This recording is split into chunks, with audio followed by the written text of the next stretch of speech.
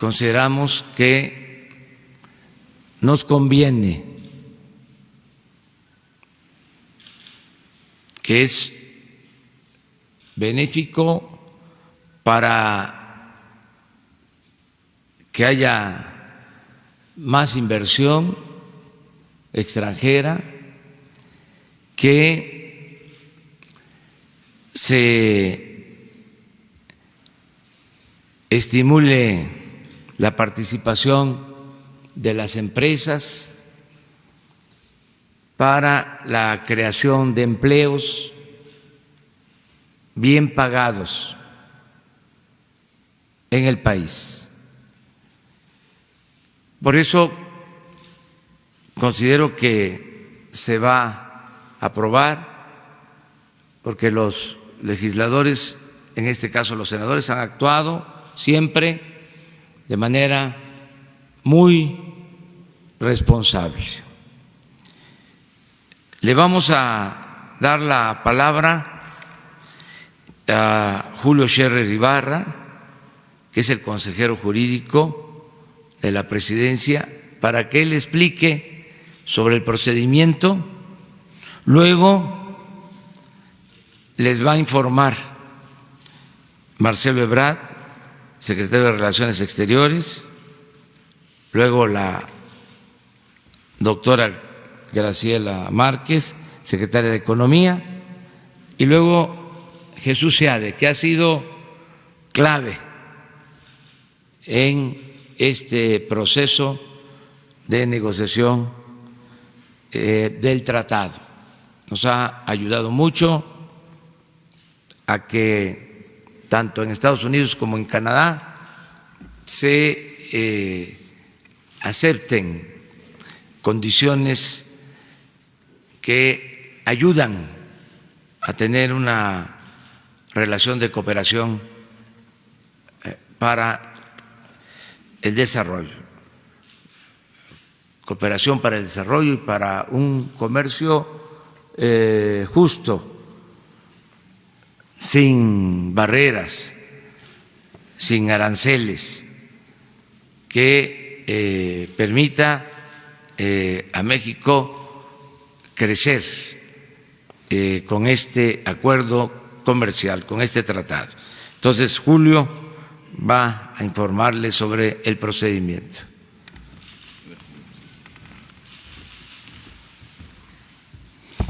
Muy buenos días.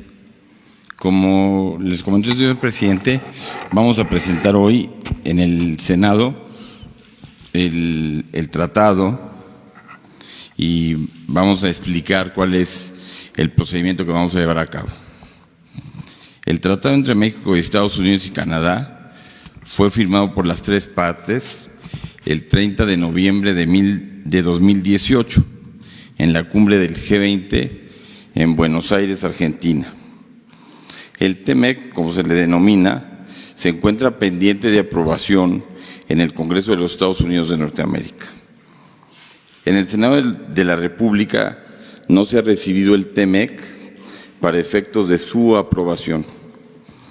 En términos de lo dispuesto en el segundo párrafo de la fracción primera del artículo 76 de la Constitución Política de los Estados Unidos Mexicanos, la aprobación de los congresos en los países suscriptores puede ser paralelo o en momentos distintos.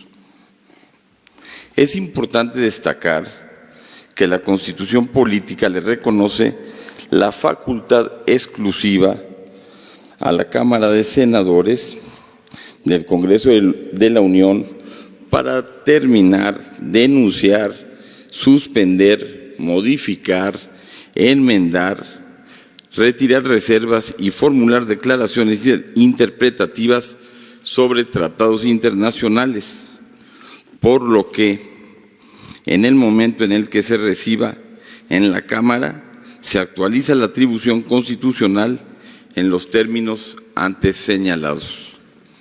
Asimismo, la Constitución Política de los Estados Unidos Mexicanos no establece mayoría calificada para la aprobación de los tratados internacionales, motivo por lo cual, como ya se explicó aquí, opera mayoría simple.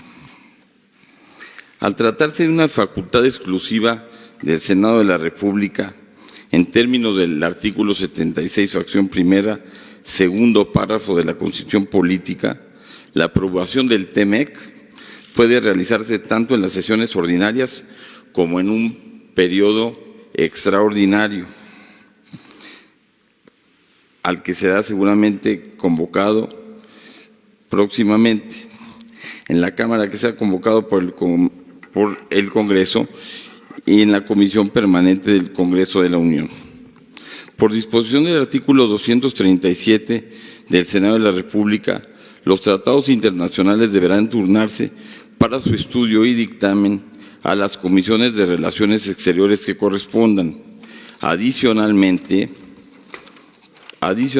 podrá turnarse a otras comisiones cuyas materias corresponden con objeto de los mismos, a fin de que coadyuven en el dictamen del mismo. En consecuencia, el turno que corresponderá al TEMEC deberá hacerse a las comisiones de Relaciones Exteriores, de América del Norte y a la Comisión de Economía del Senado de la República. Es todo, señor presidente. Muchas gracias.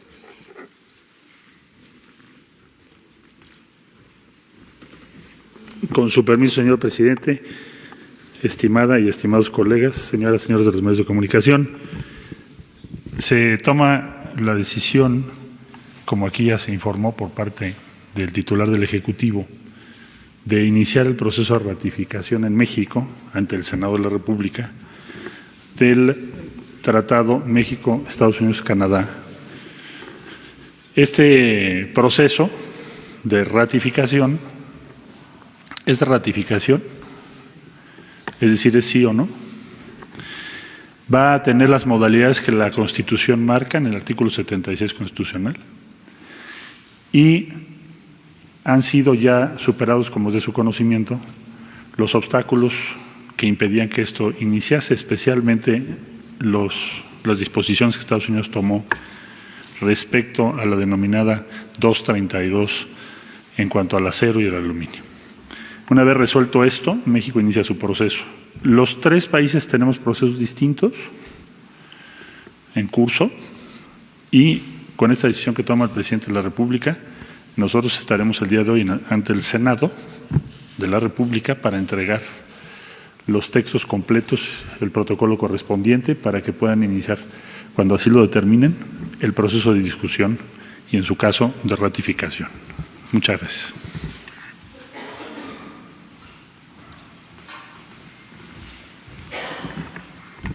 Presidente, colegas, muy buenos días a todos y todas. Tengo el gusto de participarles, como ya se ha anticipado acá, que el día de hoy estaremos entregando en el Senado el texto, el protocolo y el reporte del Tratado México, Estados Unidos y Canadá. Así se da el último paso a un proceso de modernización del tratado comercial que Estados Unidos, México y Canadá firmaron en 1994. Este proceso de modernización de ese tratado inició en 2017. A partir de agosto del año pasado, nuestro gobierno decidió acompañar el último tramo de la negociación del tratado. El 30 de noviembre se firmó el protocolo, dando por concluidas las negociaciones. De entonces a la fecha hemos actualizado algunos procesos, algunos temas importantes del cual se hablará posteriormente, pero hoy lo importante a señalar es este último paso que damos en la ratificación, para la ratificación que hará la Cámara de Senadores. ¿Por qué es importante este tratado y por qué la ratificación nos abre una nueva perspectiva en la relación con nuestros dos socios de América Latina. En primer lugar, porque el nuevo tratado abrirá espacios para la inversión y el comercio, beneficiando a la actividad productiva del país. Los flujos comerciales en América del Norte, los flujos comerciales que se desarrollan entre México, Estados Unidos y Canadá, equivalen a 1.2 billones de dólares. Esta es una de las áreas de intercambio comercial más importantes de nuestro planeta. Y por eso es tan importante que nosotros demos el paso de mantener un tratado comercial en América del Norte para garantizar que en México se creen más y mejores empleos, que se beneficie la actividad productiva, que los inversionistas tengan certidumbre y certeza en el momento de invertir en nuestro país. Que las inversiones lleguen a nuestro país para producir bienes para el mercado interno y bienes para el mercado de América del Norte, en donde encontrarán ventajas al no haber barreras arancelarias. Así pues, tenemos que ratificar el acuerdo de Estados Unidos, Canadá y México. Tiene una importancia muy grande en este momento.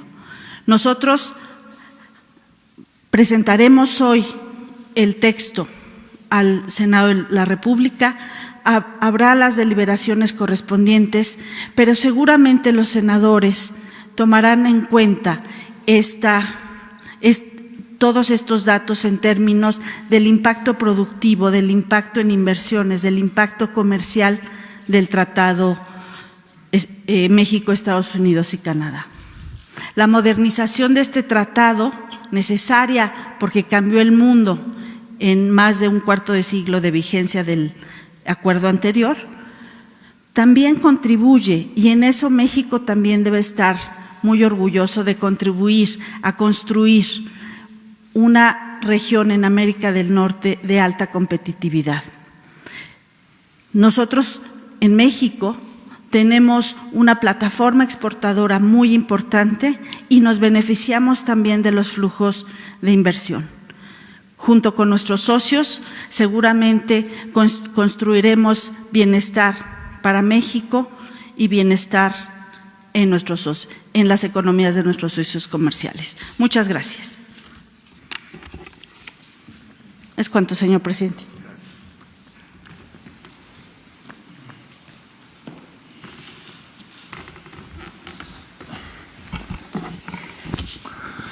Muchas gracias, señor presidente, colegas, estimadas amigos y amigas de la prensa y otros que estén presentes.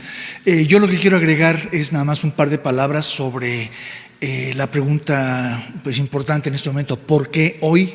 ¿No? ¿Por qué ahora se da este paso? Bueno, pues siendo un poco frívolo, no dejo de notar, y no es que yo lo haya escuchado del presidente, pero observo que hoy se cumplen 6 meses de que se firmó aquel tratado, firmado por el gobierno anterior, pero al cual el entonces presidente electo brindó todo su apoyo, corrigiendo lo que hubiera de ser corregido, y se corrigió en forma totalmente satisfactoria para nosotros y ayudando en forma sustantiva a que saliera. Y se firma hace 6 meses. Entonces, pues parecería ser buen momento.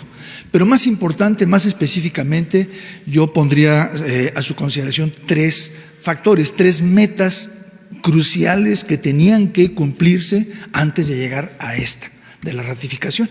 La primera ya tiene un mes exactamente de haberse cumplido, pero se las recuerdo, era la reforma laboral, todo el conjunto de cambios legislativos muy importantes, históricamente importantes, que metimos, que reflejaban tanto un compromiso que adoptamos, y con mucho gusto, en el contexto del tratado con Estados Unidos y con Canadá, como un compromiso político de décadas del señor presidente y de todos los que estamos con él en este gobierno.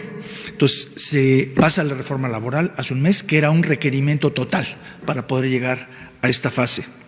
Segundo lugar, como ya se mencionó, el problema también muy acucioso, muy complicado del acero. Nosotros en un momento dado dijimos no se debe firmar allá en noviembre el tratado, el borrador del tratado sin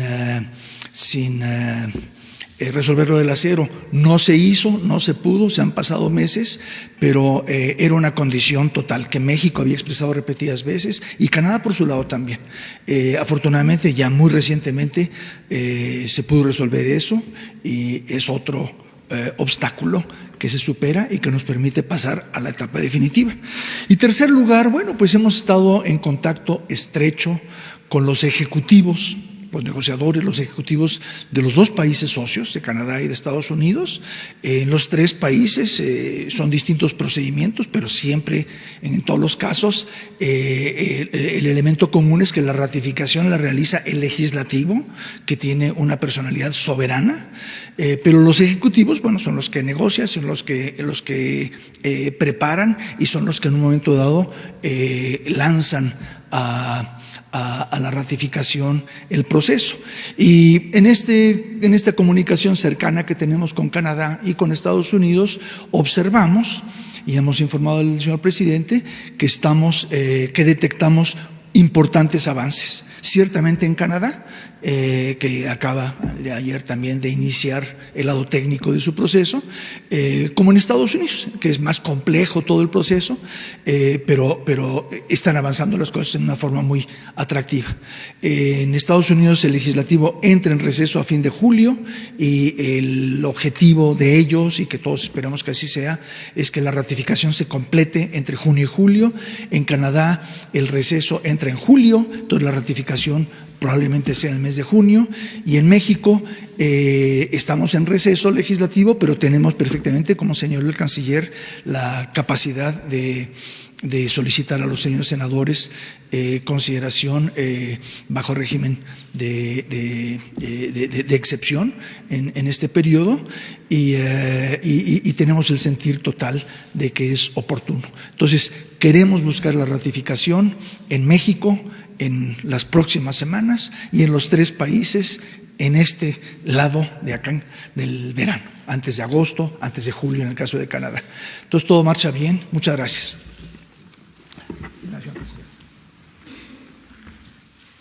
Bueno, pues esa es la información. Hoy se entrega la documentación al Senado para que se inicie el proceso de ratificación del tratado.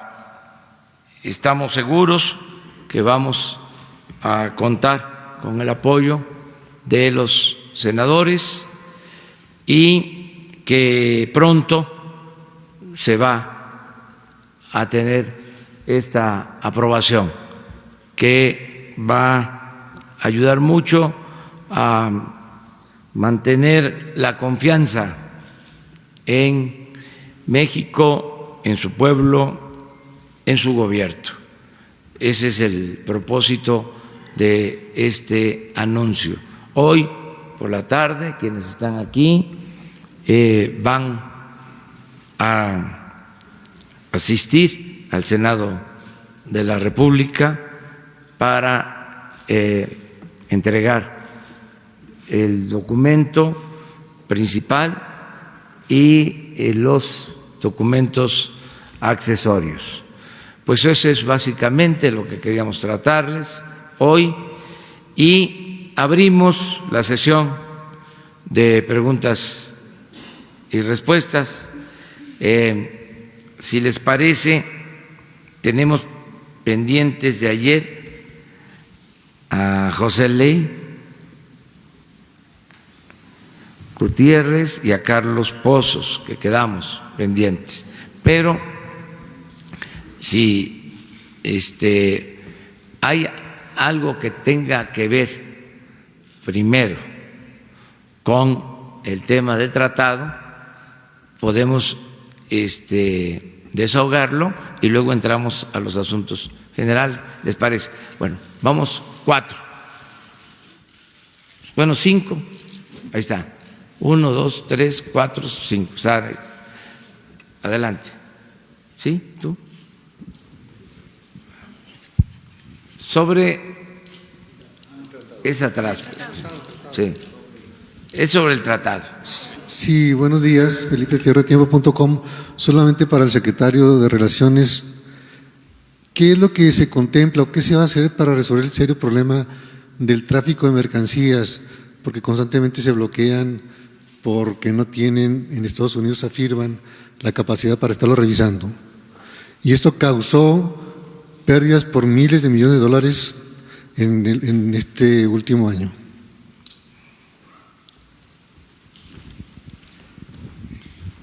Sí, con mucho gusto. Se refiere el compañero a los retrasos que hemos observado en los puertos de entrada a Estados Unidos a lo largo de toda la frontera con diferentes intensidades. Brevemente diría que se llevó a cabo en primer lugar, mandamos una nota diplomática a Washington. Yo estuve en Washington recientemente, hace unos días, y fue uno de los temas de conversación más importantes. Se hizo una evaluación del impacto económico y se realizó reunión 22 y 23 de mayo, acaba de ser, en la Cancillería, fue la sede, porque hay muchos temas, no es el objeto de esta conferencia, pero diría que brevemente lo que acordamos fue monitorear los tiempos y ver las decisiones que se van a tomar, que son varios capítulos. Un capítulo son inversiones que hay que hacer para ampliar los puertos o mejorar los ingresos. Dos son acuerdos con aduanas, que algunos no se han concretado, no se han materializado, que trataremos de que así se haga lo más pronto posible. Tercero, la diferenciación de su personal, porque argumentan varios problemas, uno de ellos es la atención a migrantes, etcétera. Entonces, se acordó que aumentarían el personal y estaremos presentando mensualmente cómo evoluciona este acuerdo a partir de este mes. Es decir, del 22 de mayo estaré yo informando alrededor del 22 de junio qué pasó con ese acuerdo. Los cinco, ¿no? A ver. Sí, presidente, buenos días. Marco Antonio Olvera, corresponsal de Radio Latino, California. Quisiera preguntarle, yo sé que México necesita abrir sus mercados al exterior para que llegue la inversión extranjera y se generen fuentes de empleo y trabajo. Pero, ¿qué pasa con las amenazas continuas de Donald Trump, que amenaza con construir un muro y siempre está sobre esa retórica? Una, y dos, el tema de los migrantes está contemplado dentro de este tratado de libre comercio con Canadá, porque pues muchos migrantes se van porque no hay empleo y sé que hay temporadas en las que puede haber permisos temporales de 3 o 6 meses para que obviamente ingresen y regresen a sus lugares de origen. Bueno, son dos temas importantes. Primero, lo del tratado, que es lo que ahora estamos resolviendo y espero que sea en definitiva, porque como tú lo señalas, es algo que nos conviene. Y vamos a seguir atendiendo el otro tema, que es el fenómeno migratorio. Y para eso vamos a seguir insistiendo en atender las causas, es decir, en buscar un acuerdo bilateral de cooperación para el desarrollo. Lo que hemos estado planteando, ya existe incluso un plan elaborado por la CEPAL y lo está viendo el secretario de Relaciones Exteriores, todo lo vinculado al fenómeno migratorio, pero no solo los flujos de migrantes, sino atender las causas. Ese es el enfoque que estamos dándole a este asunto.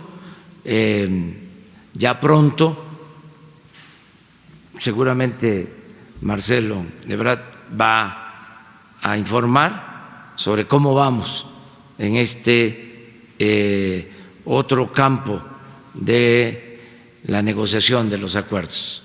O sea, dividiría yo en dos lo del tratado, que es lo que estamos ahora resolviendo, y lo de el tema migratorio.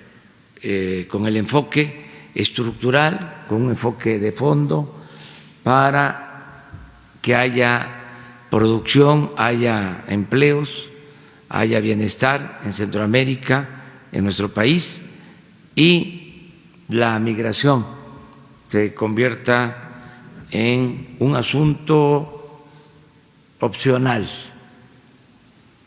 no obligatorio, que la gente no se vea en la necesidad de emigrar por falta de oportunidades o por violencia.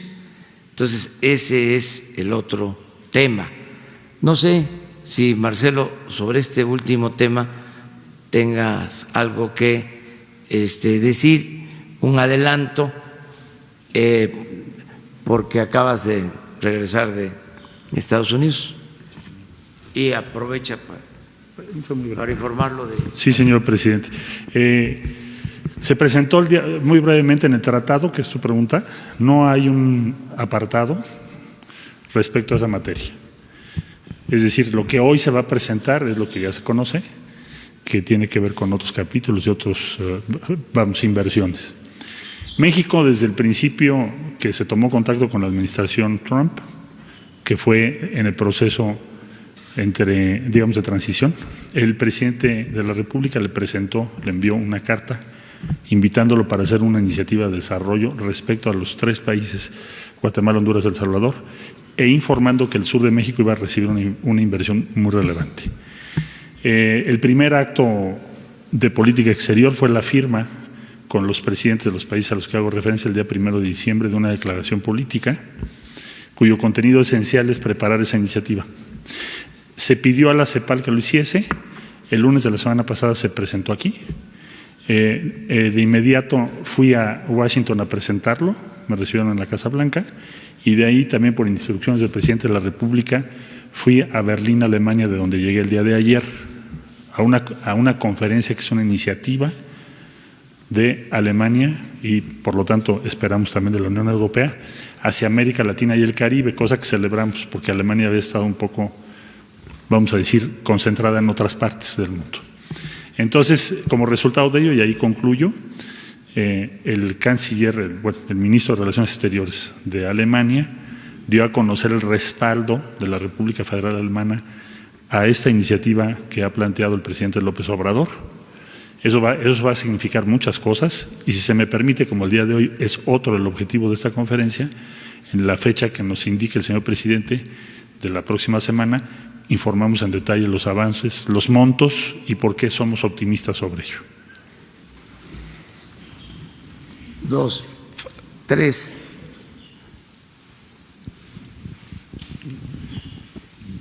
Buenos días, Rocío Méndez de Noticias MBS. ¿Cuáles son las expectativas entonces, señor presidente, al respecto del crecimiento ya con la oportunidad de contar con un tratado de libre comercio después de que el Banco de México ayer aclaró que no habrá recesión desde su perspectiva, pero sí bajó las expectativas de crecimiento?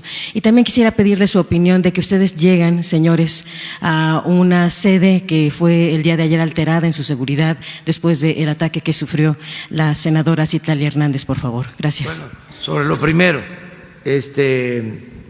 está muy bien la economía en México, son buenos los pronósticos, aún con lo expresado ayer por los miembros del Banco de México.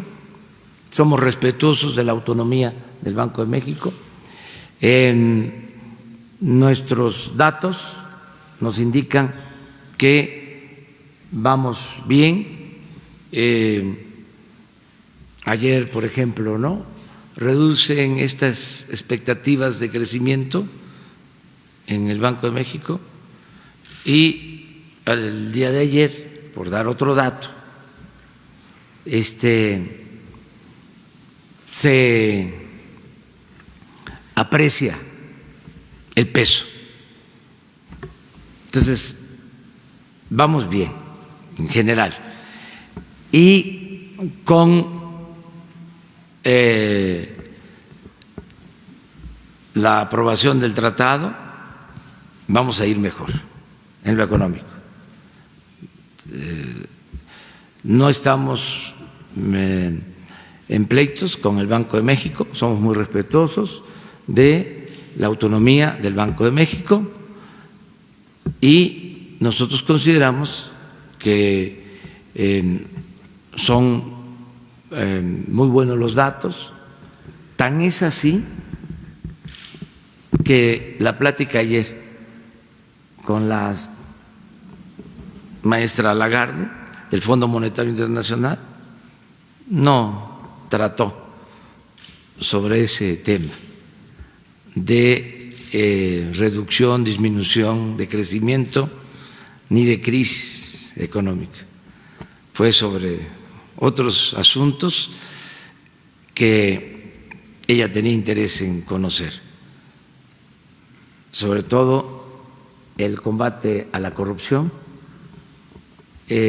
cómo se está orientando el presupuesto para atender a los pobres y la defensa y protección del medio ambiente. Fueron otros temas. Seguramente con los funcionarios de Hacienda sí trató asuntos financieros, pero nosotros estuvimos conversando más de una hora y ella manifestó su confianza en la marcha de la economía de nuestro país. Nada más para puntualizarlo, porque si no hubiese sido de esa manera, pues ella hubiese declarado otra cosa saliendo. Y si ustedes ven sus declaraciones, pues fueron favorables, yo diría objetivas. Vamos de manera que bien, adelante. Es que eso no entra para la siguiente ronda, si les parece, porque estamos sobre el tratado, aunque sí va el tratado al Senado, pero digo…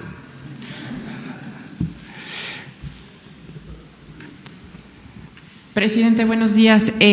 Preguntarle sobre los riesgos, si sus funcionarios también conocen algo del tema de los riesgos que hay de que no se ratifique el TEMEC. En Estados Unidos parece que la discusión es difícil, sobre todo una de las legisladoras está poniendo muchas trabas para la ratificación del Senado. Mucho de del crecimiento que se espera para México depende también, los analistas han dicho, de la ratificación del TEMEC. ¿Ustedes ven riesgo de que se puedan abrir las negociaciones y no se ratifique el tratado, sobre todo por las discusiones que hay en Estados Unidos? Yo estoy optimista. Yo estoy seguro que se va a aprobar, aún con las diferencias que puedan haber en Estados Unidos. En Canadá no hay duda de que se aprueba y podrían haber algunas dificultades más de procedimiento y también de fondo en Estados Unidos. De procedimiento porque ellos tienen que elaborar del tratado una ley, lleva tiempo y significa acuerdos. Y pues hay también diferencias por circunstancias especiales que no tengo yo por qué mencionar, no me corresponde.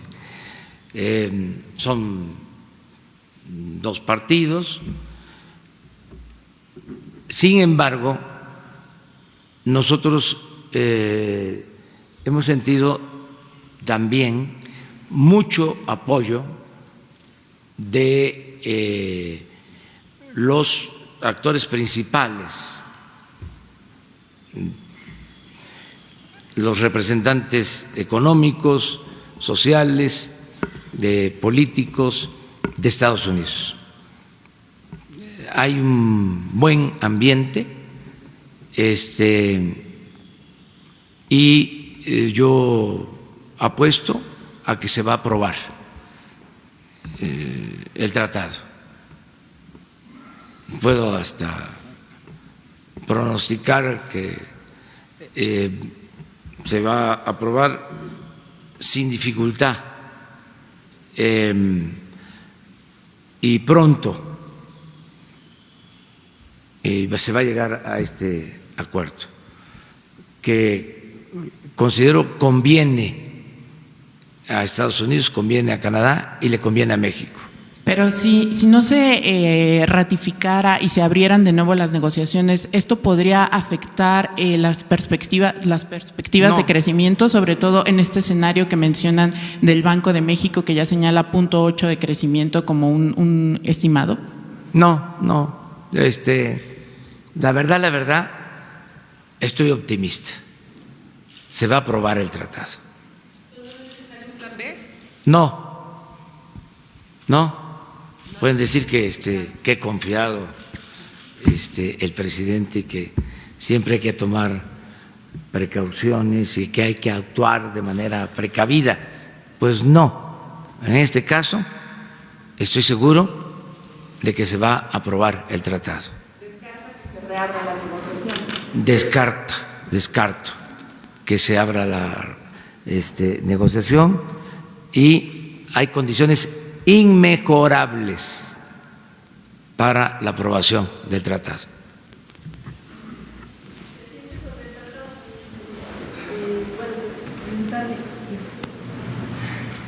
Dalila Escobar, corresponsal de Tiempo TV. Justo usted hablaba del tema de los aranceles y en el aluminio que se eliminaron y bueno, también en el acero. Altos Hornos, que actualmente está en una investigación y que tiene, principal sede Monclova, Coahuila, pues precisamente preguntarle si no existe un riesgo también de que sucedan este tipo de investigaciones en las que, pues se congelan las cuentas, por las que podría incluso pararse la producción de una industria y, de una empresa que genera amplias aportaciones a la industria acerera del país. Preguntarle si no hay un riesgo que precisamente se esté dando en la ratificación del TEMEC aquí en México, que se envía al Senado en un contexto en el que se da este tipo de situaciones como el congelamiento de cuentas. No, todo se relaciona, o sea, todo tiene una relación, pero no es vinculatorio, es otro asunto. Por eso podemos hablar del tema en la segunda ronda, en la otra ronda. Sí, buenos días. Solo preguntarle, ¿para usted es indispensable esta ratificación del tratado para que se logre el crecimiento del 2% en este año? Es importante porque va a significar más inversión para México, más empleos, más bienestar. Sí es importante. Y preguntar si el hecho de que se presente hoy es parte de una negociación política con el gobierno de Estados Unidos, si había algún acuerdo para que se impulse en esta fecha y si hay también el compromiso del gobierno de Estados Unidos de que se impulse la ratificación allá. Es una decisión soberana, ya se iniciaron estos procesos, como aquí se dijo, en los 3 países. Nosotros decidimos comenzar este proceso hoy. Desde luego hay comunicación permanente con los encargados de este tema en Estados Unidos y en Canadá. Permanente es casi a diario. Ese es el trabajo de Jesús Seade, estar hablando y estar recibiendo información sobre sus procesos y también informando de cómo vamos nosotros. Entonces, sí existe una comunicación permanente, son muy buenas las relaciones entre los gobiernos de los 3 países. Por eso hablo de que hay condiciones inmejorables. Porque en el caso de los 3 países no solo aprueban el tratado, los gobiernos hay un apoyo, un respaldo de los ciudadanos muy claro en el caso de México. Todos los sectores. Yo tengo pues comunicación con todos los sectores, recojo los sentimientos de la gente y sé que hay un acuerdo general, hay una voluntad colectiva que se manifiesta a favor de la aprobación del tratado. Dirigentes sindicales que ayudaron para la aprobación de la reforma laboral, que era una de las partes, una de las condiciones para llegar a la aprobación, a la ratificación del tratado. Ayudaron mucho los dirigentes sindicales, ayudaron mucho también los empresarios, el sector empresarial, tanto en la reforma laboral como en las gestiones para que se quitara el arancel al acero y al aluminio por la importancia que tiene el tratado. Entonces, yo estoy seguro de que se va a aprobar, se va a ratificar en el Senado. Ya en el Senado, para tener los antecedentes, se llevó a cabo la reforma laboral. Los senadores también intervinieron para solicitar la quita de aranceles. Entonces, estamos en sintonía y hay consenso. Pero no fue parte de esa negociación de los aranceles, por ejemplo. Sí, era el una hecho condición. De que hoy se presente. Sí, no podíamos nosotros, no podíamos dar un paso hacia adelante, este paso definitivo, si no hubiese habido esta decisión de quitar los aranceles, que ayuda mucho a la industria y significa inversión y significa empleos en una circunstancia mundial que ustedes ya conocen, de predominio en el discurso y en los hechos de la palabra, del término, del mecanismo arancelario. Entonces, hay una situación, repito, muy favorable en México. Una más. Buenos días, Jacqueline López del CEO. Quisiera preguntarle si esta situación de la guerra comercial entre Estados Unidos y China no vino a beneficiar a esta ratificación tanto del tratado aquí en México como en Estados Unidos. Muchas gracias. Eso se lo dejamos a los analistas económicos, financieros. Yo creo que siempre es bueno el que se llegue a acuerdos, y lo hemos dicho en otras ocasiones, libre comercio sí, guerra comercial no.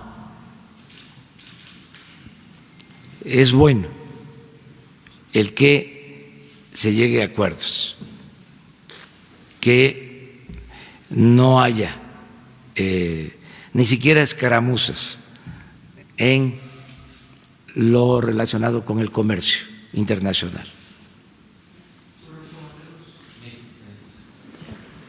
Presidente. Sí, bueno. Presidente, soy Saúl Soltero del Nopal Times y nos preocupa enormemente el tema de los tomateros mexicanos. Se habla que están recibiendo este primer castigo dentro de su gobierno con este arancel que se les está aplicando, donde se han afectado gravemente tomateros de Jalisco, de Sinaloa, de este 17.5%. ¿En dónde quedan las negociaciones o cómo ha sido este procedimiento para abordar o darle seguimiento a esta afectación, a este tema en particular?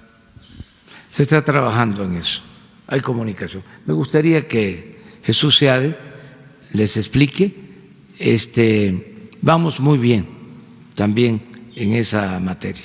Es un proceso que se está atendiendo.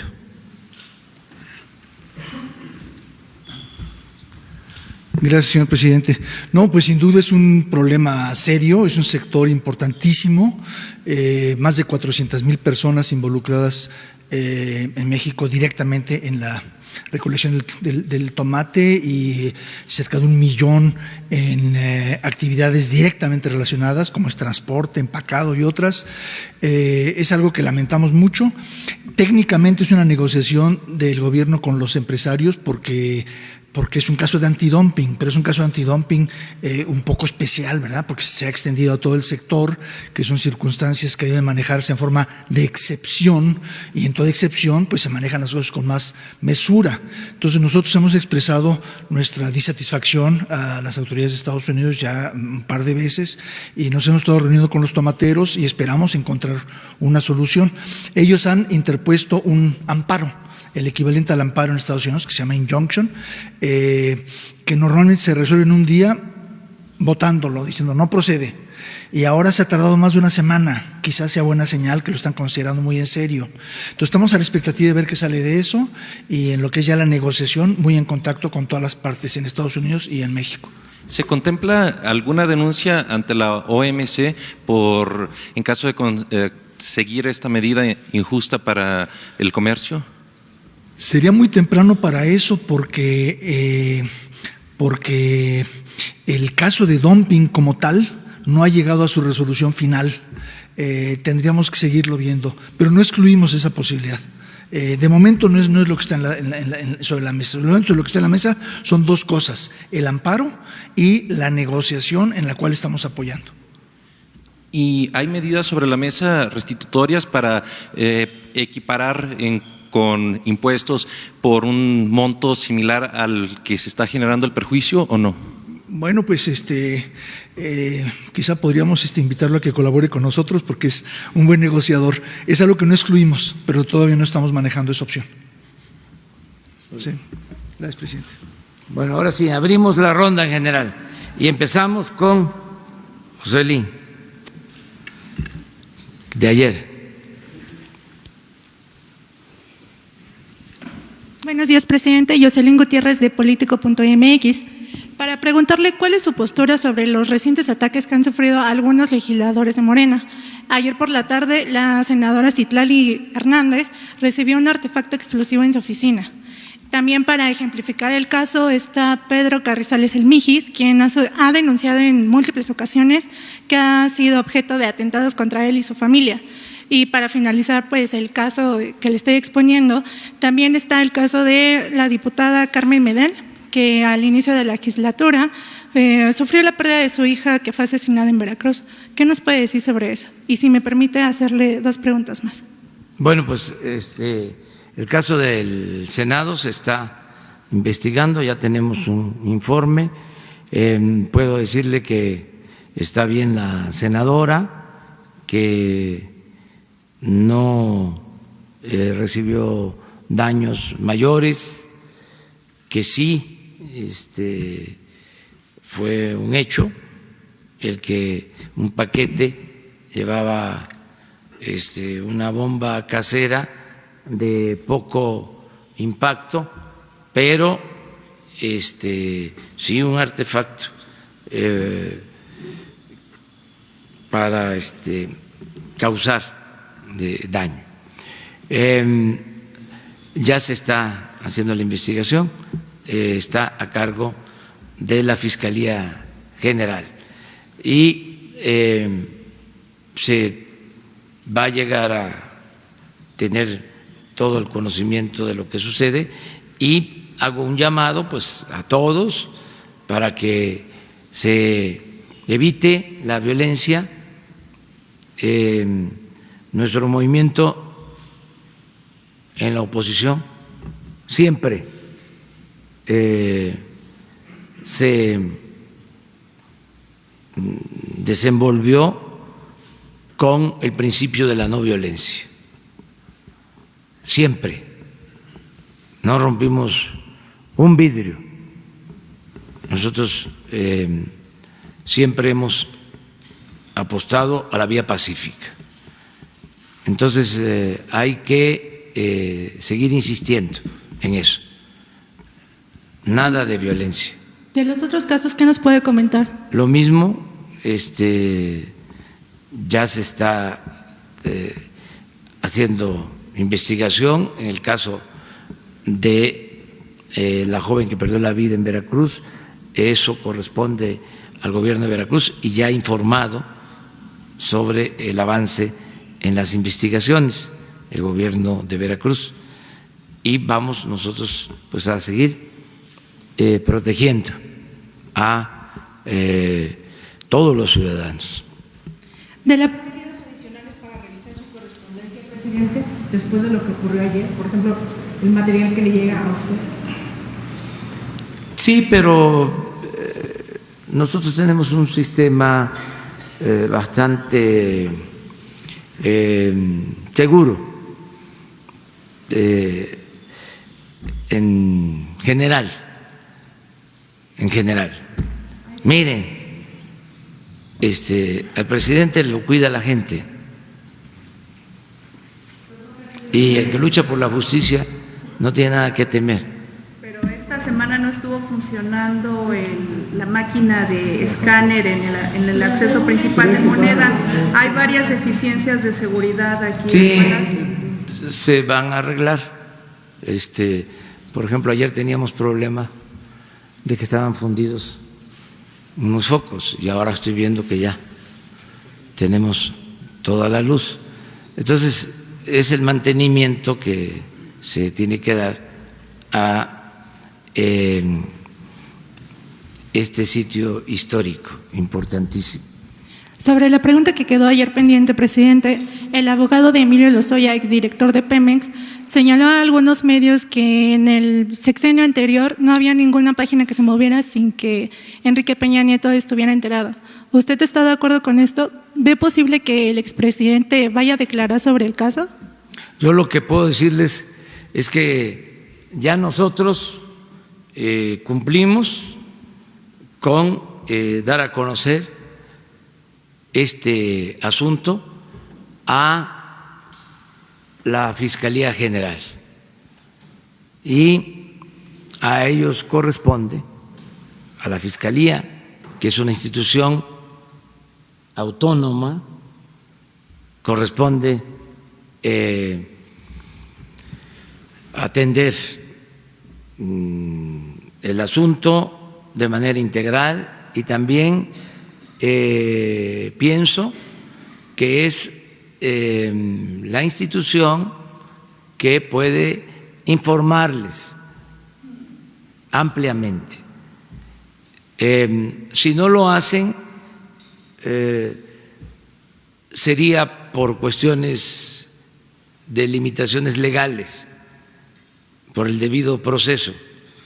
Pero en el caso de nosotros, consideramos que ya expresamos lo fundamental. ¿Qué es lo fundamental? Puntualizando: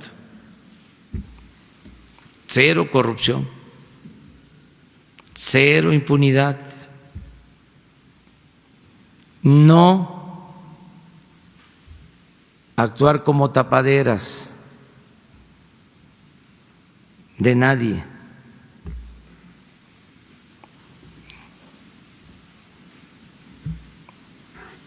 nada al margen de la ley, nadie por encima de la ley.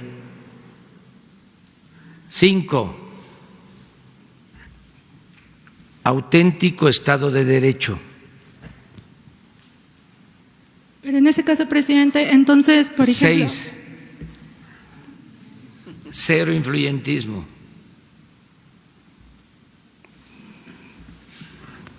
Siete, justicia. 8, recuperar lo robado para devolverle al pueblo lo que le pertenece. 10, 9, no persecución. 10, no es muy fuerte la venganza. Ya salió, ¿verdad?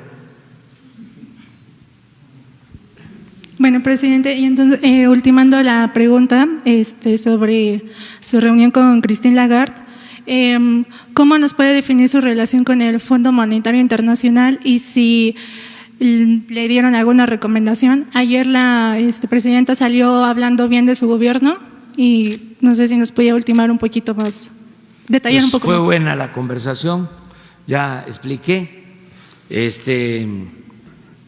Nos permitió describirle cuál es la fórmula que se está aplicando. Creo que le llamó mucho la atención el que se haya decidido financiar el gasto combatiendo la corrupción y con austeridad. Esa fórmula. Se le explicó al mismo tiempo de las reformas que se han llevado a cabo con este propósito. Le expliqué de que no se consideraba delito grave la corrupción en México y que una de las reformas que se aprobaron fue precisamente la de establecer que era un delito grave la corrupción y que no se alcanzaba fianza si se cometía ese delito.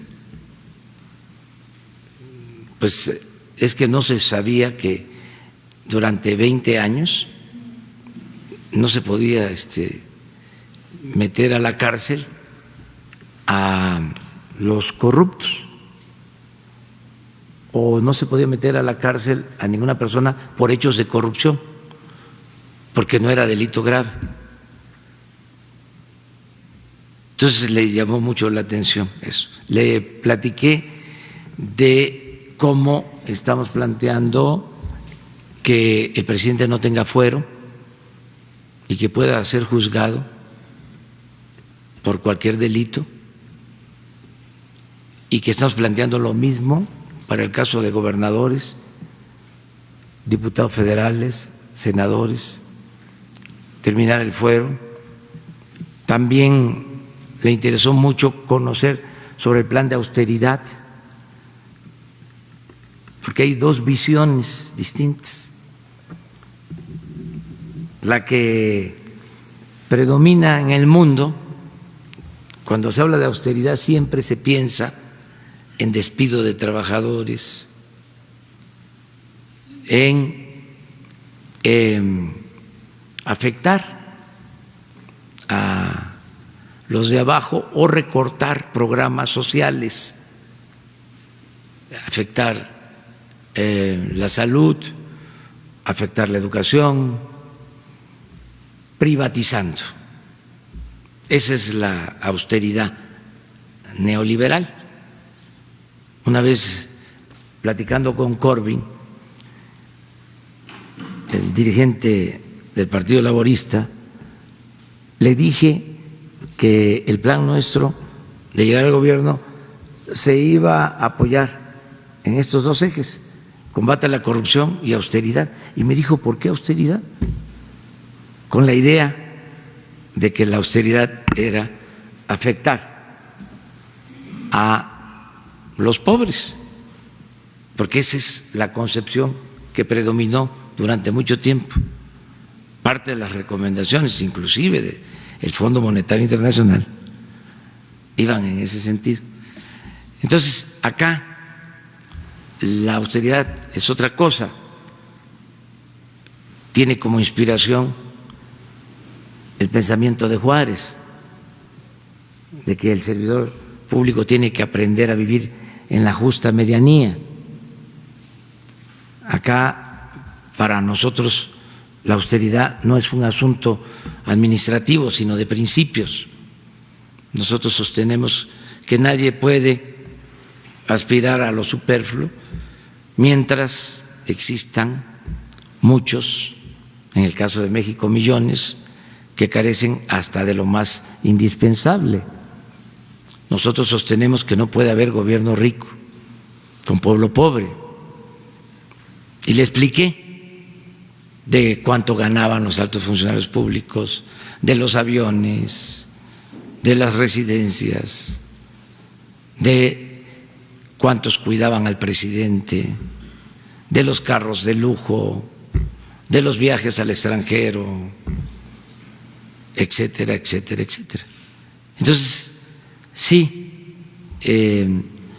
le pareció atractivo y hablamos de otros temas y quedamos en que se va a trabajar un acuerdo con este nuevo enfoque para suscribirlo en el mediano plazo, cuando los funcionarios de Hacienda y los encargados del Fondo Monetario en México se pongan de acuerdo. Se definieron los temas. Ayer hablé un poco de eso en mi Twitter: combate a la pobreza, defensa del medio ambiente, equidad, igualdad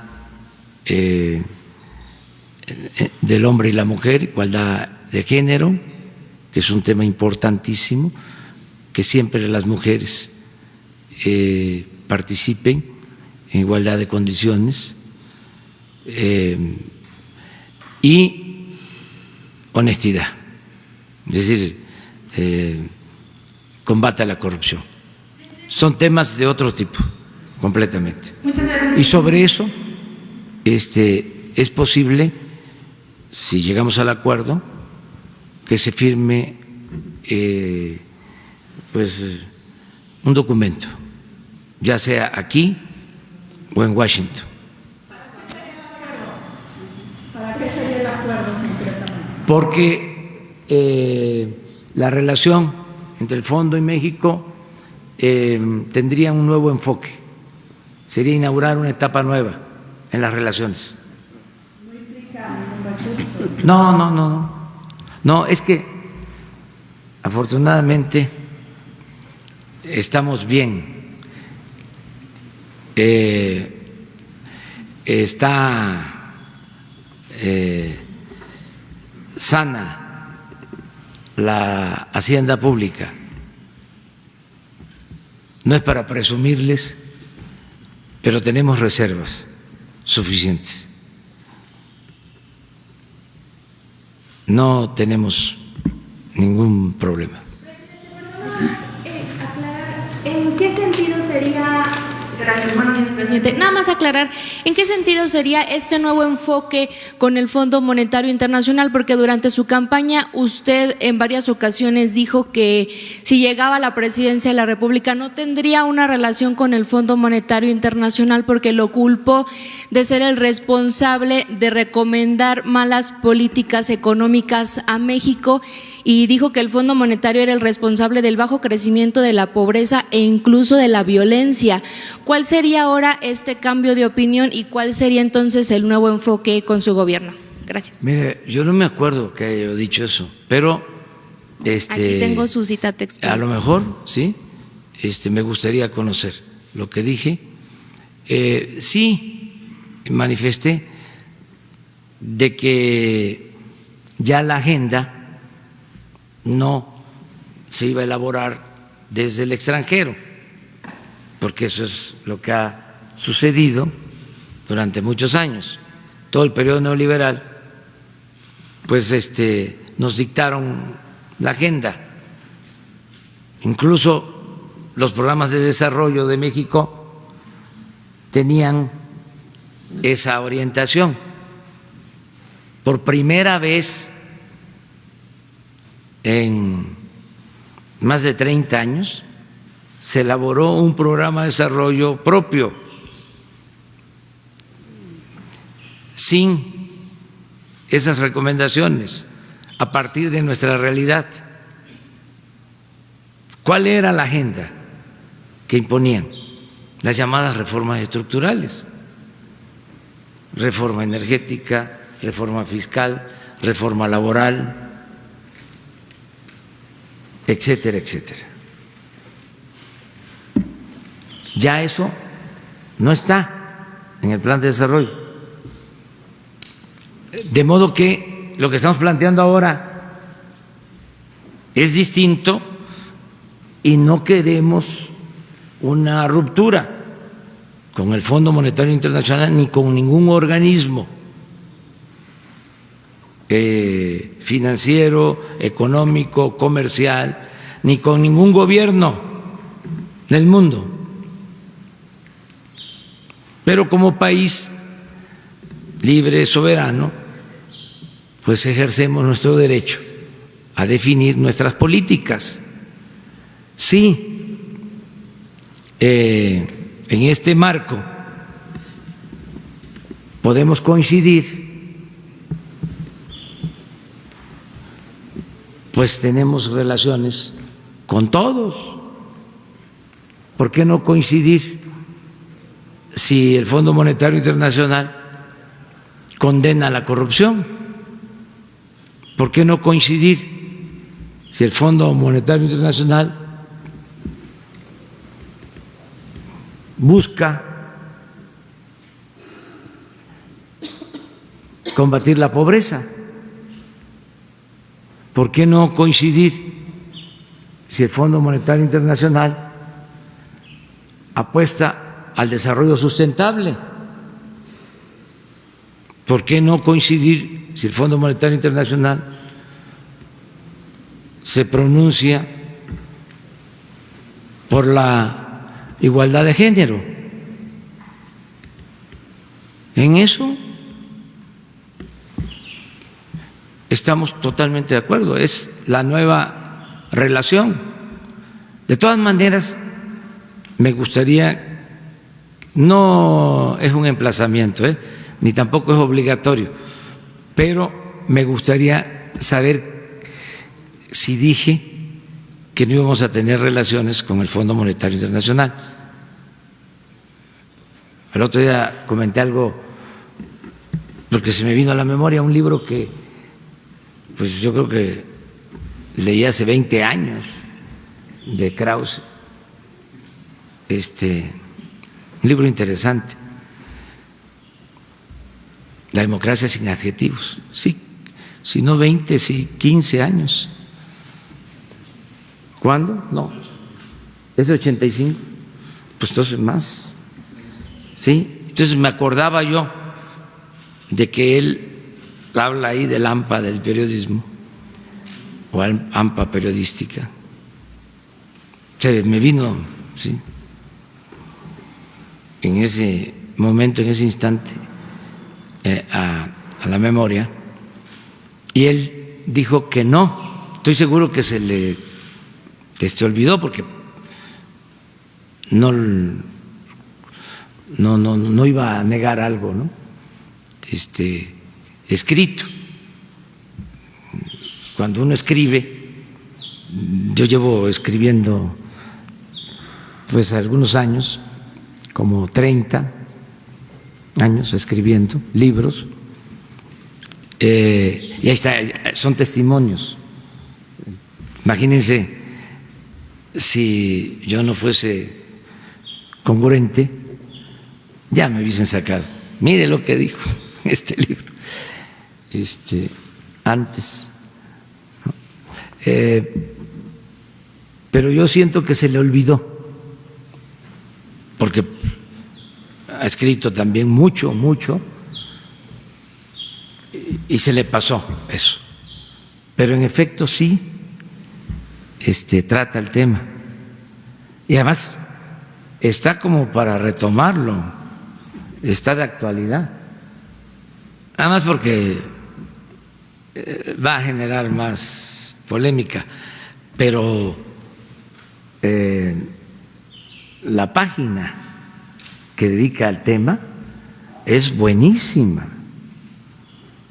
porque habla de cómo don Daniel Cosío Villegas decía, y es cierto, que en vez de usarse la libertad de expresión, se negociaba con la libertad de expresión. Y se hablaba de que el periodismo,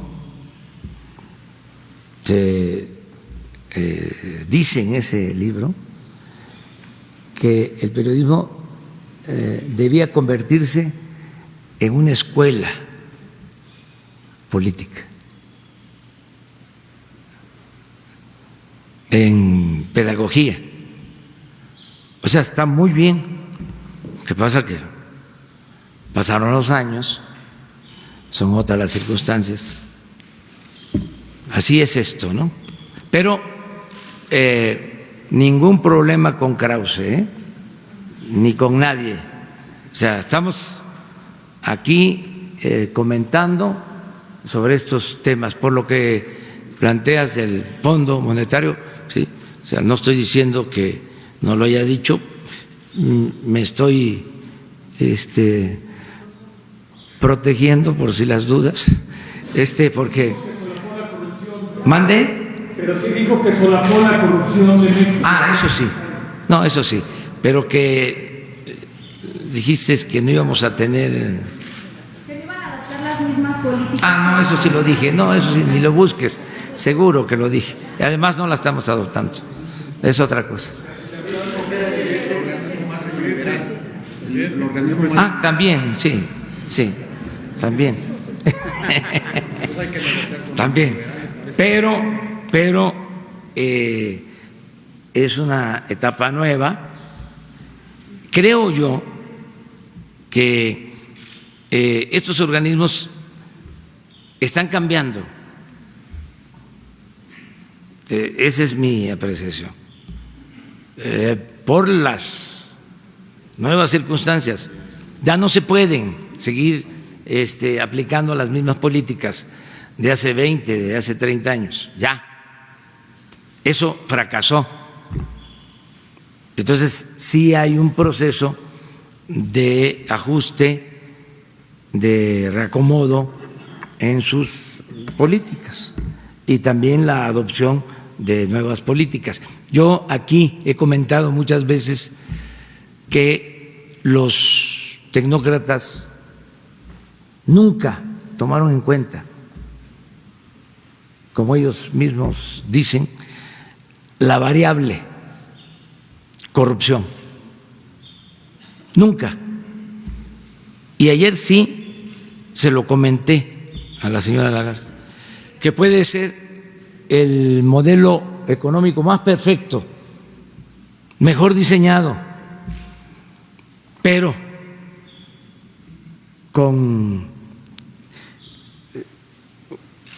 una corrupción desatada, desproporcionada, ningún modelo funciona, por más perfecto que se haya diseñado. Es que la corrupción destruye todo, acaba todo.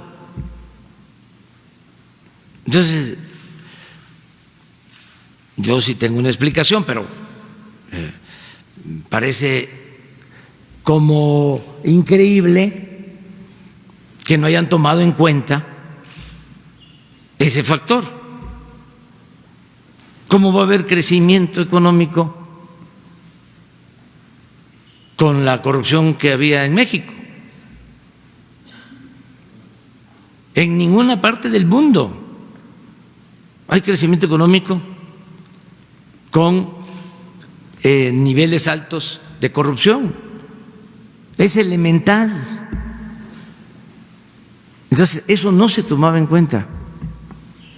Entonces era mantener equilibrios en variables macroeconómicas, de considerar que las privatizaciones eran la panacea, que había que desaparecer al Estado, también en discurso, porque en los hechos siempre utilizaron al Estado, nada más que para rescatar instituciones bancarias en quiebra y para convertir deudas privadas en deuda pública. Para eso utilizaban al Estado. Pero en el discurso era diluir al Estado, que reinara su majestad el mercado, que de esa manera se iba a resolver todo, que si llovía fuerte arriba, si le iba bien a los de arriba, iba a gotear abajo, como si la riqueza fuese contagiosa. Pero ese era el esquema, el modelo o la concepción, ¿no?, que se impuso. Ya eso ya cambió. Yo creo que ellos ya tampoco se atreven a estar diciendo esas cosas, esos sofismas. Ya se ha evolucionado. Y qué bueno, ¿no?, por el bien de todos.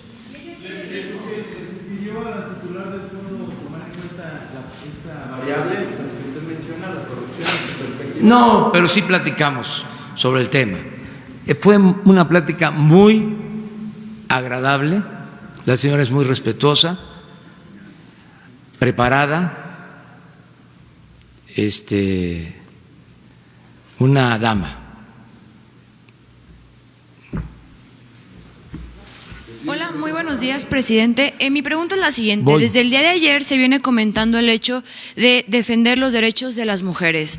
Hay un tema muy delicado actualmente y creo que no se ha tocado lo suficiente. Desde hace unos días se llevó a cabo un juicio, se está llevando a cabo un juicio en la Corte de Brooklyn, donde es relacionado a esta agrupación NXIVM, donde vemos cómo hay implicados o hay investigaciones referente a 6 mexicanos, donde lo que impacta es el hecho de que vemos cómo el sector político, las cúpulas grandes de la política, hay personajes involucrados en esto. No es la primera vez.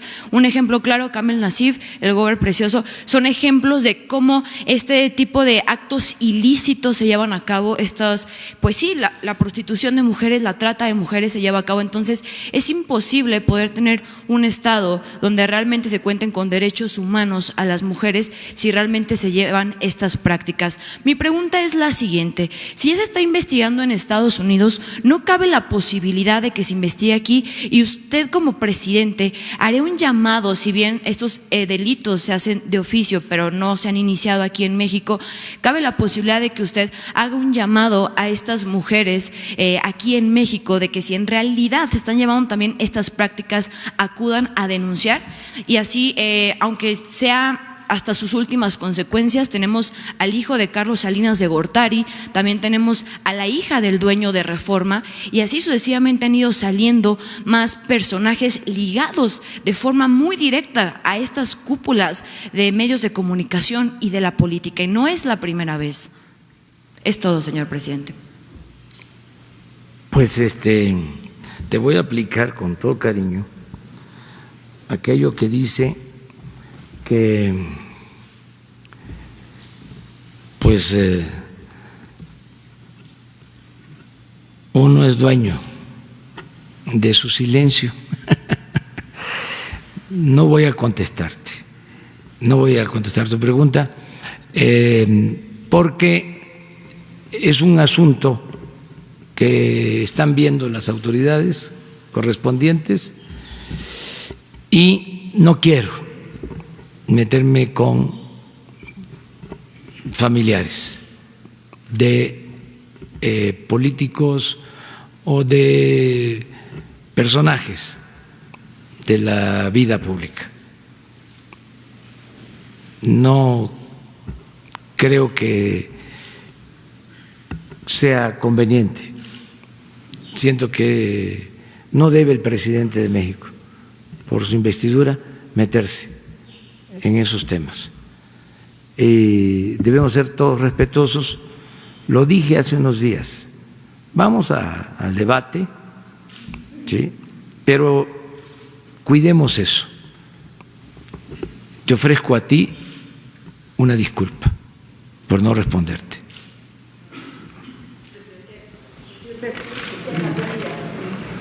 Cintia Barrera de Bloomberg News. Retomar la pregunta de la colega de MBS sobre esta estimación del Banco Central que se dio a conocer el día de ayer. En el mejor de los escenarios, la economía mexicana estaría creciendo 1.8 de acuerdo con esa última estimación. Si nos puede compartir, por favor, a qué ritmo estima usted que va a crecer la economía mexicana en los 3 trimestres que quedan para llegar al 2% que usted nos ha comentado en múltiples ocasiones que México crecerá. Y tengo otras 2 cosas y una para el canciller Ebrard después. En el reporte del Banco de México, si se lee bien, ya se habla de crecimiento futuro en la economía, que la cifra corresponde al primer trimestre y que se avisora mayor crecimiento en los 3 trimestres que faltan. Entonces vamos a esperarnos. Está abierta la apuesta de que vamos a crecer al 2, como lo estimamos. Correcto, pero hoy día las cifras no respaldan esa estimación. El mismo banco dice que su informe es en el trimestre y el mismo banco dice de que al futuro se va a crecer. Pero alcanzará ese crecimiento para llegar al 2%. Vamos a ver, yo sostengo que sí, pero también respeto a los que opinan que no se va a alcanzar esa meta. En este reporte que usted menciona, se habla de que hay una debilidad en cuanto a la producción industrial. ¿Qué va a hacer el gobierno de México para subir esa producción, para fortalecer ese rubro que es el que está dañando? Nosotros tenemos otro dato. ¿Qué sería? Tenemos que está creciendo la inversión nacional y la inversión extranjera. En este trimestre al que se hace mención, creció la inversión extranjera. ¿Puedes dar un dato sobre eso, sobre el crecimiento de inversión? Y en el caso de la producción industrial, ahí, ¿qué es lo que se va a hacer en particular para fortalecer ese rubro? Gracias. La Secretaría de Economía recauda las cifras, registra toda la inversión extranjera que llega al país.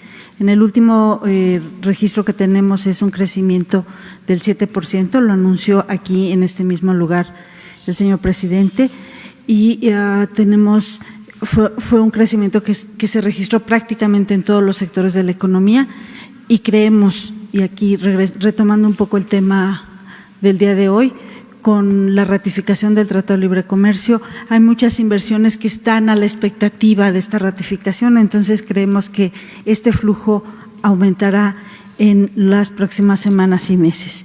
En cuanto a qué podemos hacer en términos de la actividad industrial, el Gobierno de México está, ustedes saben, haciendo una inversión muy fuerte en obras de infraestructura, está reactivando sectores de la economía que no habían recibido atención.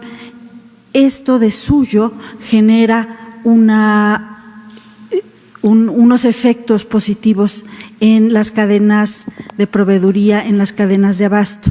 Tal es el caso, por ejemplo, de la producción de tubos y de la producción de maquinaria para la industria petrolera.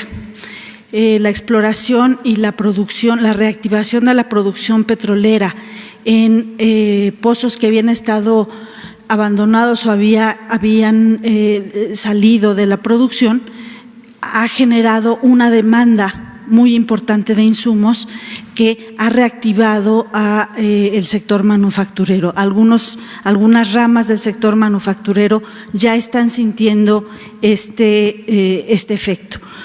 Lo mismo podemos decir en cadenas de proveeduría en otras ramas industriales, particularmente en el Bajío, y los efectos positivos que ha tenido la zona libre de la frontera norte, donde inversión nacional y extranjera se ha beneficiado de los estímulos fiscales y ha aumentado la producción en algunas ramas, entre otras electrónica.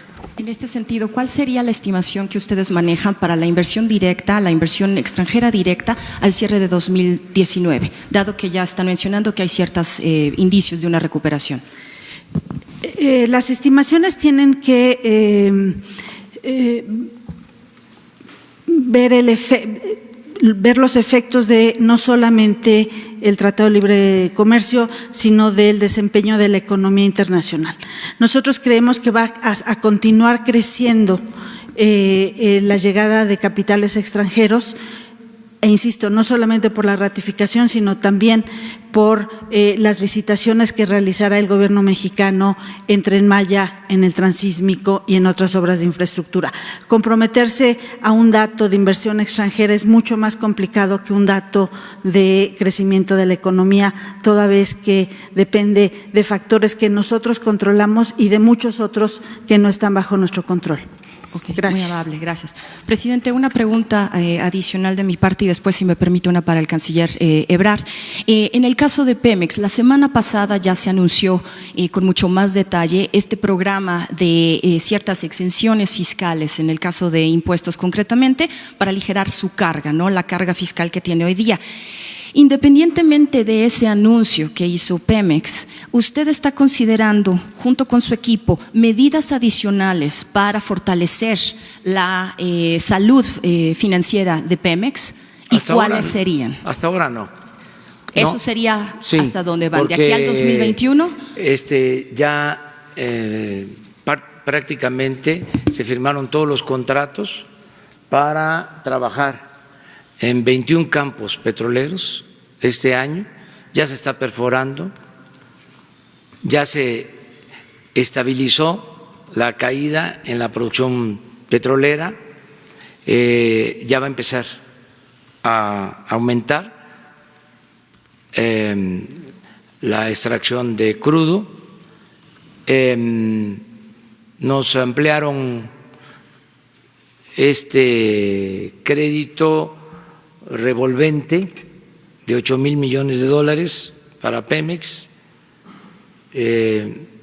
No se ha usado, es un buen aliento, una reserva de 8,000 millones de dólares disponible por si las moscas, por si se necesitara. Además, ya se decidió quitarle carga fiscal a Pemex. Entonces, consideramos que Pemex va muy bien,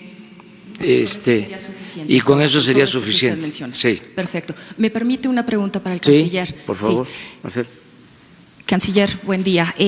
Sobre su visita hace unos días a Berlín, ¿tuvo usted conversaciones directamente con representantes del sector automotriz, caso concreto de Volkswagen? Y si nos pudiera comentar qué es lo que se platicó, qué acuerdos se están buscando, cómo se puede fortalecer la industria en el escenario económico por el que transita México hoy día. Gracias. Sí, desde luego. La conferencia a la que hice alusión estuvieron presentes, estuvo la Volkswagen, que representa la sección Latinoamérica de la confederación patronal en el caso alemán.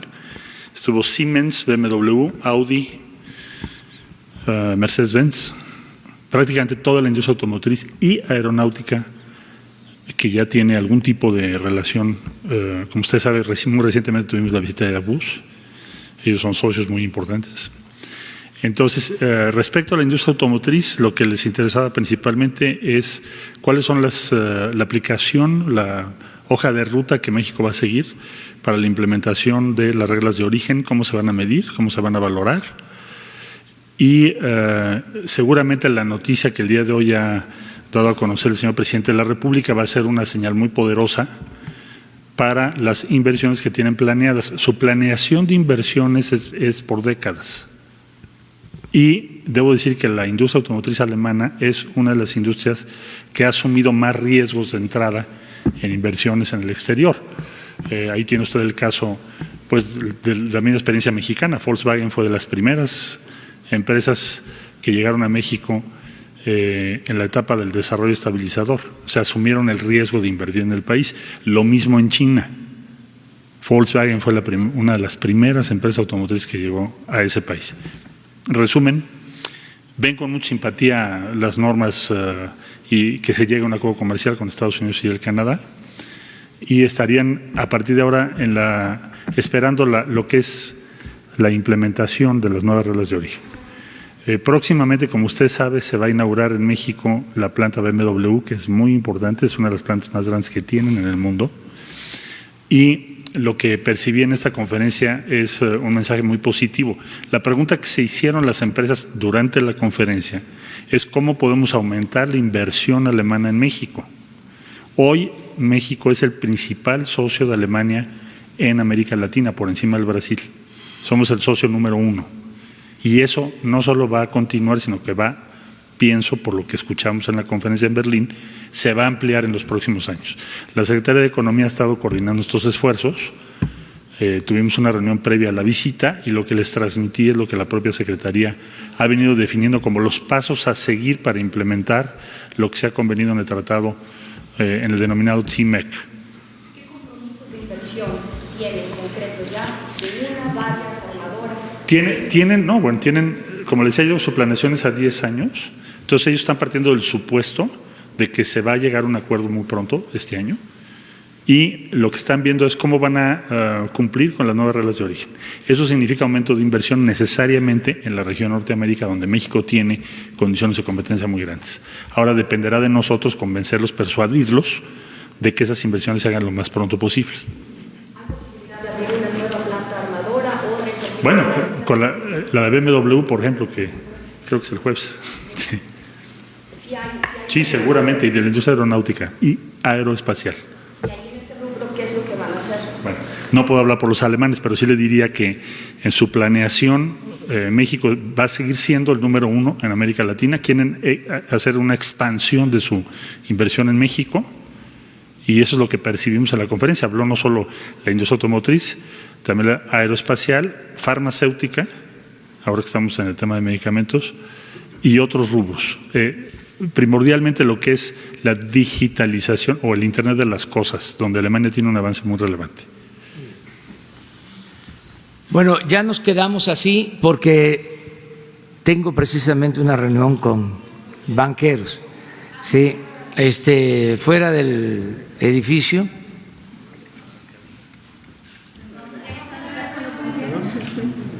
Sí, Merrill Lynch.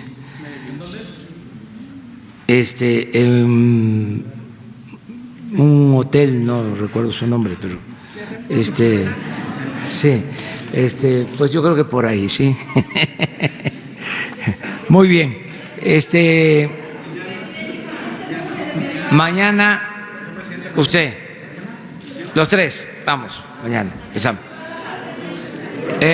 Vienen directivos de otras partes del mundo y me invitan a esta reunión. Pues ellos me invitan, yo no sé, seguramente van a informarles a ustedes, pero no depende de nosotros. Sí, ¿mande? Sí, regreso aquí. Tengo otras reuniones. Pues miren, les adelanto, hoy voy a comer con gobernadores de un partido, del Partido Acción Nacional.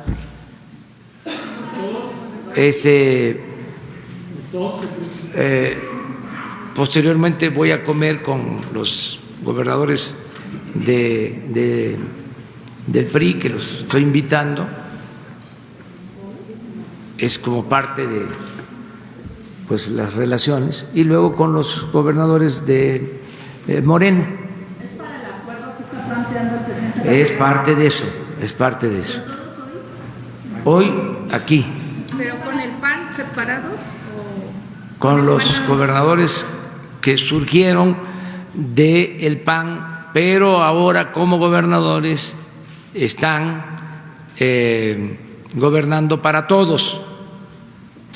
Sin embargo, pues es importante pues también que se conserven los agrupamientos a partir de pues las políticas de cada organización, ¿sí?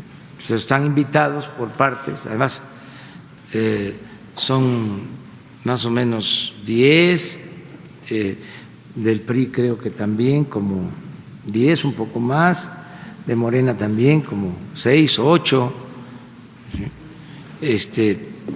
Entonces nos dividimos porque luego son las reuniones con todos los gobernadores, pero para poder conversar, platicar, acordar en beneficio de los ciudadanos de todos los estados, porque no hay distinción, no hay